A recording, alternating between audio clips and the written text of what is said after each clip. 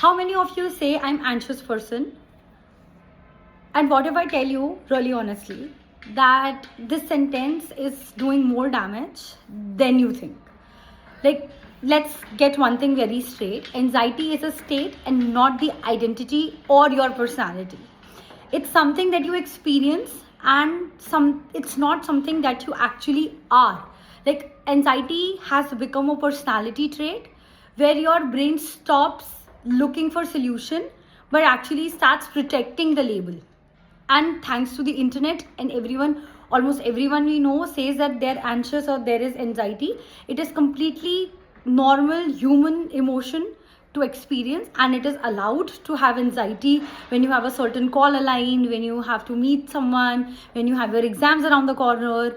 It is a very basic human emotion and you're supposed to feel it. But the problem is when you develop subconsciously your entire identity about anxiety, like मुझे तो होती ही है या कुछ भी है, सो उसमें your brain slowly slips into protecting the label that मैं एनजाइटी मुझे है ही है, या एनजाइटी मुझे हो रही है इसलिए certain things I am doing subconsciously, and you start treating it as an excuse rather than actually being anxious and showing up and actually doing what it takes to actually do something.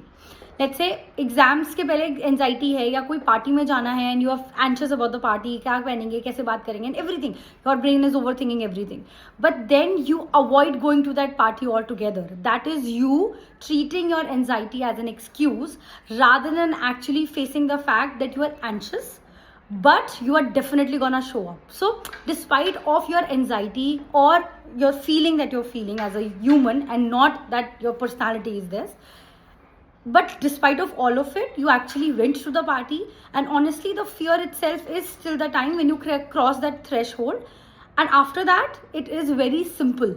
So as the unconventional sister, all I can tell you is stop treating anxiety as an excuse of not doing things, because it is actually giving your brain a free pass to do whatever it likes and actually stops your brain from facing those uncomfortable situations and facts that it is supposed to face in the first place. So as a sister, as a big sister, I can only advise you to do everything despite you feel anxious, and don't let internet glorify it, and don't just let your brain make an excuse about your anxiety and just get a free pass to do everything. Thank you.